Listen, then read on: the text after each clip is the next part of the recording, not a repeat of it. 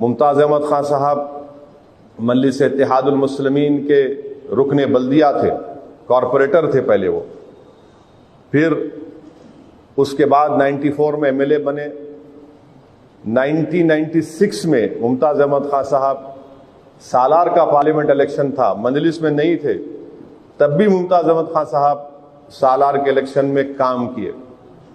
Parliament election में जो वेंकैया नायडू साहब इलेक्शन में लड़े थे, फिर मुमताज़ अहमद खान साहब मजलिस में आए। मैं अकेले एमएलए था, फिर हम 2 एमएलए हुए।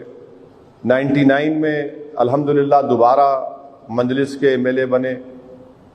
फिर 2004 में एमएलए बने, 2009 में बने, 2014 में बने, फिर 2018 में बने। तो माशाअल्लाह से मुमताज़ अहमद खान साहब से मेरे पर्सनल ताल्लुकात भी हैं और मैं उनको बहुत करीब से जानता हूँ। मैं इस मौके पर उनकी मरहूम वालदा का जिक्र करना इसलिए ज़रूरी समझता हूँ कि उनकी मरहूम वालदा बड़ी नेक बख्त खातून थी और इतना मुझसे मोहब्बत से पेश आती थी। अल्लाह उनकी मग़फ़रत करे वो मरहूमा की। बड़ी मोहब्बत से उनकी वालदा मुझसे मिलती थी। मैं जब कभी भी उनसे मिला, झुक के मिला, मेरे सर पे हाथ रख कर दुआएं देती थी। अल्लाह उनकी मग़फ़रत करे। और ख़ास तौर से मुमताज़ अहमद खान साहब के वो 2 मामू मसूद शाह खान साहब जो शिकागो में हैं, ये लोग अपनी जवानी में मजलिस का साथ दिए थे। आज अमेरिका में है, क़याम पज़ीर हैं। अल्लाह उनकी हर मुश्किल को आसान करे। वो लोग बड़ी मोहब्बत से सरपरस्ती करे, आज भी करेंगे, मुझे यकीन है। फिर मैं इस मौके पर नहीं भूलना चाहूँगा हमारे कलीम हसन साहब को।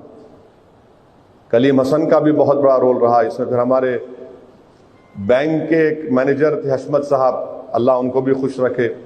तो मुमताज़ खान साहब से मेरे ताल्लुकात एक ज़ाती लेवल पे अच्छे ताल्लुकात हैं और बराबर रहेंगे। मुमताज़ खान साहब अमेरिका में थे।